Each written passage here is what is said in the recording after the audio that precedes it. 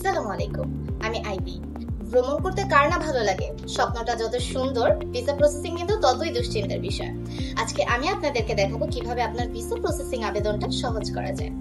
আসুন জেনে নেই কিছু কমন রিজন কেন আসলে আমাদের ভিসা রিজেকশন হয়ে থাকে। ডকুমেন্ট বা আবেদনে যদি আপনার নাম, জন্ম তারিখ বা পাসপোর্ট নাম্বার ভুল থাকে অথবা প্রয়োজনীয় কোনো ডকুমেন্ট আপনি দিতে ভুলে যান, তখন ভিসা রিজেকশন হয়ে থাকে। অপর্যাপ্ত ব্যাংক স্টেটমেন্ট। আপনার অ্যাকাউন্টে যদি পর্যাপ্ত ব্যালেন্স না থাকে বা আপনার মাসিক লেনদেনগুলো স্পষ্ট না থাকে, তখন ভিসা অফিসে আপনার আর্থিক সক্ষমতা নিয়ে সন্দেহের সৃষ্টি হয়। দুর্বল ট্রাভেল হিস্ট্রি বা পূর্বের ভিসা রিজেকশন।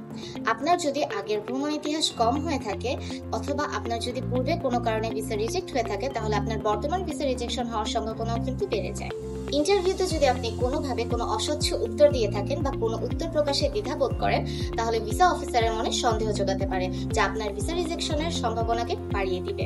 অ্যান্ড লাস্টলি, আপনার সাপোর্টিং ডকুমেন্টসের সাথে অবশ্যই আপনার আবেদনের ফর্মের তথ্য মিলতে হবে, আদারওয়াইজ ভিসা রিজেকশনের সম্ভাবনা আবারও বেড়ে যাবে।